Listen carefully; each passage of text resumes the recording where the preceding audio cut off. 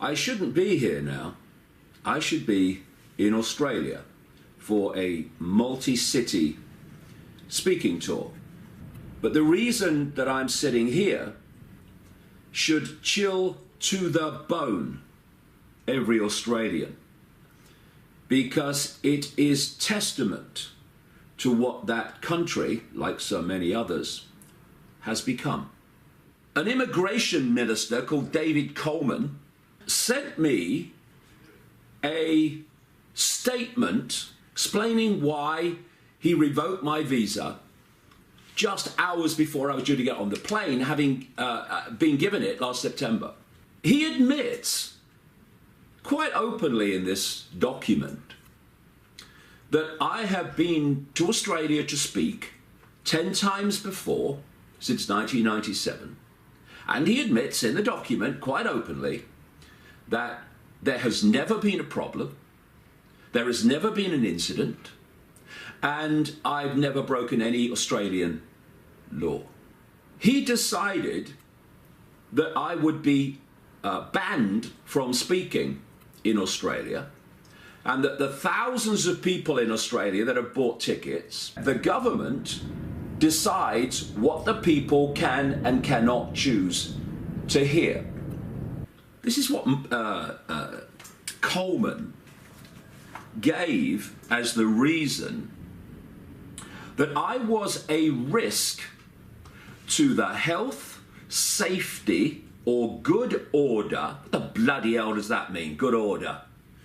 Of the Australian community, or a segment of the Australian community. These other 2 points he makes in his statement justifying or not banning me from Australia is my views on vaccinations and global warming. Just ponder on that, Australia.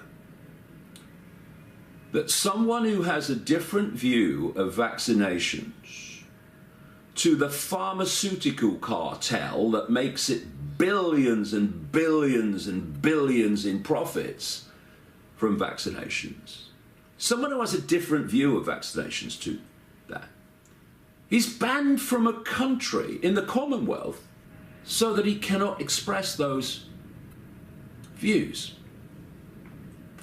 Ponder on the fact that someone, like many scientists by the way, doesn't accept the official story of global warming.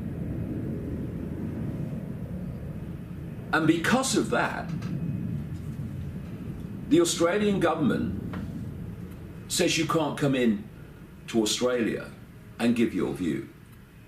Just think, Australia, and the world in general, what that says about your country, what that says about your freedom,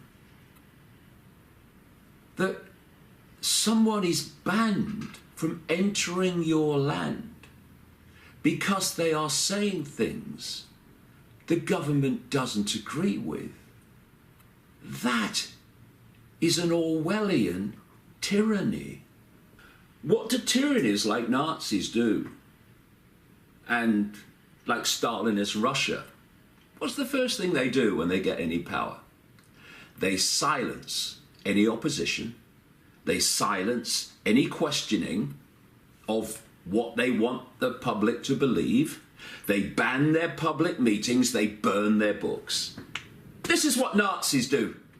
This is what Stalinists do, and other tyrannies.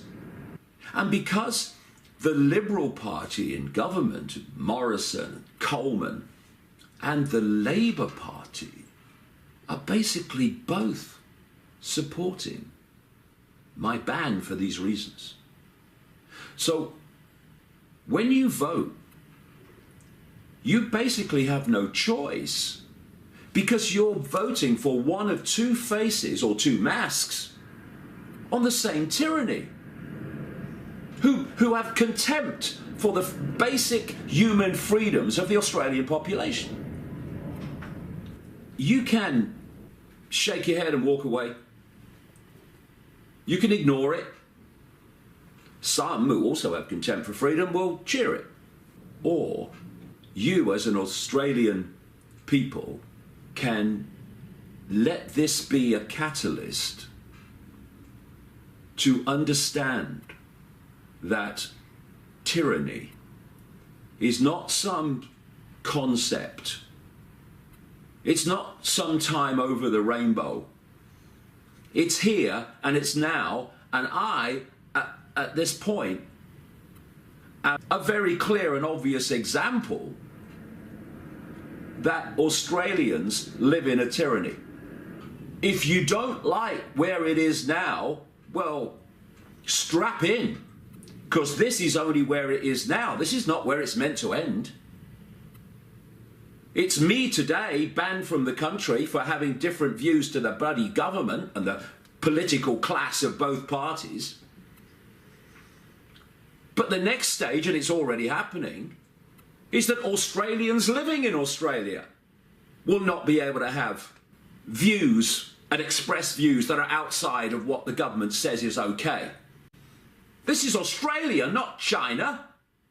And the Australian population need to get their asses in gear while they still can and head this off by saying we're not having it. What kind of Australia are your kids going to live in, given the way it's going?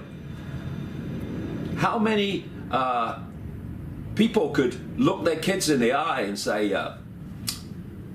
yeah, I'm doing my best for you? Well, on one level you might be, but what kind of world are they going to live in? What kind of Australia are they going to live in if this is allowed to pass on the other side of the street? What about the grandkids? What Australia are they going to live in?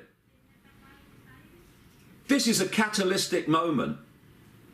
It's a very sinister and it's a very dark moment in Australia's history because of what it says about where Australia now is in relation to its ruling class imposing its will on the population. And when I look, talking of this vaccination nonsense from these people, when I see governments not respecting the right of parents and not respecting the right of people to decide what goes into their body or not, and says we're taking your benefits away if you don't have your children vaccinated,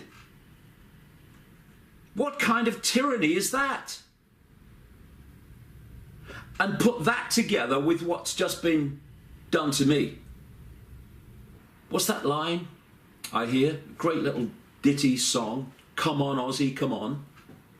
Come on, Aussie, come on. Get off your frickin' knees while you still can.